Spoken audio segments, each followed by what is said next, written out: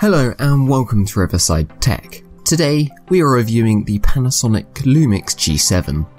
This is the baby brother to the much loved GH4, both sharing the 16 megapixel micro four thirds sensor. It is a budget 4K mirrorless camera, making it smaller, lighter and quieter than a full-size DSLR.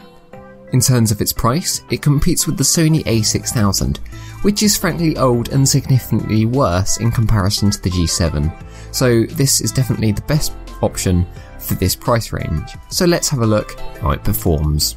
So for video, this camera shoots in 4K, which is fantastic if you have enough storage in an SD card and the PC to process it. The file sizes are huge, and even live view mode when videoing can be fairly laggy. You need a quad-core i7 processor inside a PC, but once you have this, you can enjoy the crisp 25 frames per second 4K video, which looks absolutely fantastic, by the way. If you don't have the capacity or the computer, you can indulge yourself in 1080p 60 FPS, which still looks pretty good, and with the 60 frames per second, you can get a nice slow motion effect. As much as the resolution's fairly high, the quality I see sometimes a bit of clarity issues, but it's nothing that can't be corrected in post-production. So as it has the 4K capability, the camera is primarily optimised for video, but of course the photos still come out looking almost as good as a DSLR. The 16 megapixel sensor means the photos will have a lower resolution, but there are features that slightly make up for this, which I will move on to a bit later in the video. In terms of autofocus, we have continuous autofocus, which is good, but not the best, as it can take up to 10 seconds to focus on my hand in front of the lens. And when moving over to manual focus, there is focus clipping, so you can see where it's focusing. Another important aspect to look at when choosing a camera is the build quality. And the G7 consists of a rubber and plastic material which feels high quality and long lasting. These materials mean it is lightweight, which makes it the perfect camera to travel with. On the top we have two main dials which control the shooting modes such as 4K burst and the other settings such as manual, aperture and shutter priority. The two other dials change the aperture and shutter speed in manual mode, so easy operation is available. There is also the flash on top and a hot shoe mount to mount a microphone, external flash or monitor. Looking over to the back, there are different settings and also function buttons which you can set up to what you like to just speed up your workflow, and I've used this all the time and it's really useful.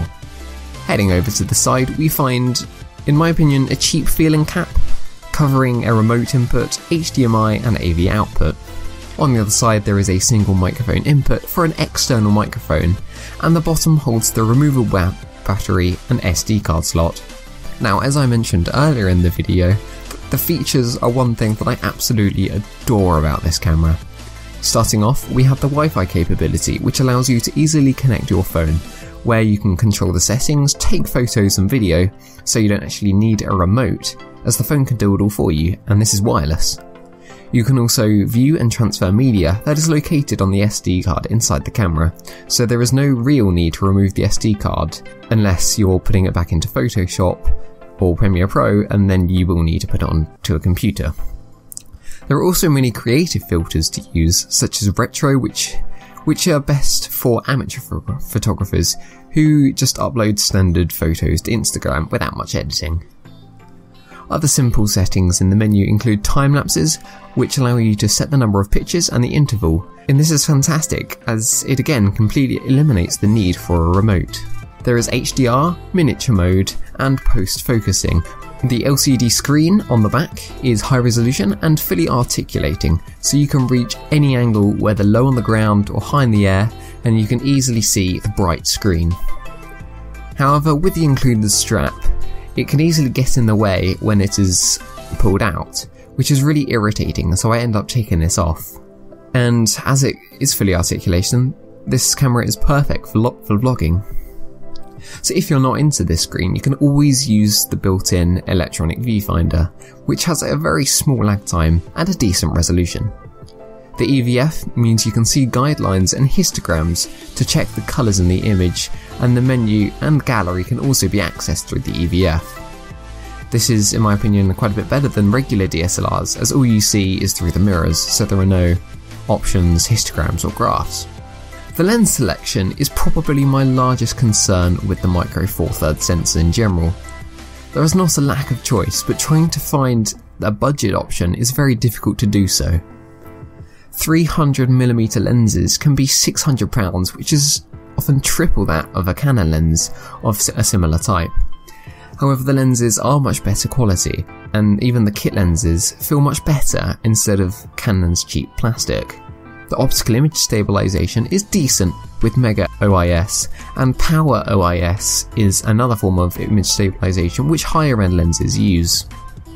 The inbuilt microphone is another feature I am very impressed with, as although it picks up wind, the quality is pretty good and much better than my old DSLR.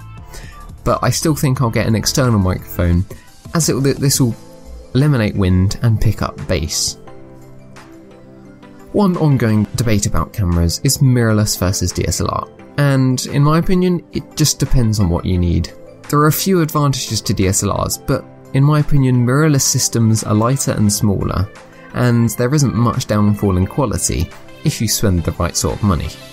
But that's the main problem with them. You need to spend quite a lot of money, such as an A7S, to get something that's as good as a Nikon D500, which is a fantastic DSLR, for half the price.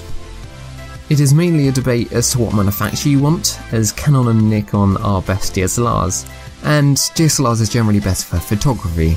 And then the Sony and Lumix are generally mirrorless cameras, and these often specialise in video. Overall, I have been extremely happy with this camera, but the low resolution of the images and the difficulty in dealing with 4K are the only drawbacks I've really found.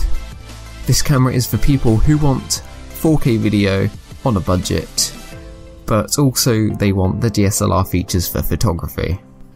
I'd like to thank you for watching this video. If you liked it, please subscribe for more from Riverside Tech. Stay tuned, goodbye.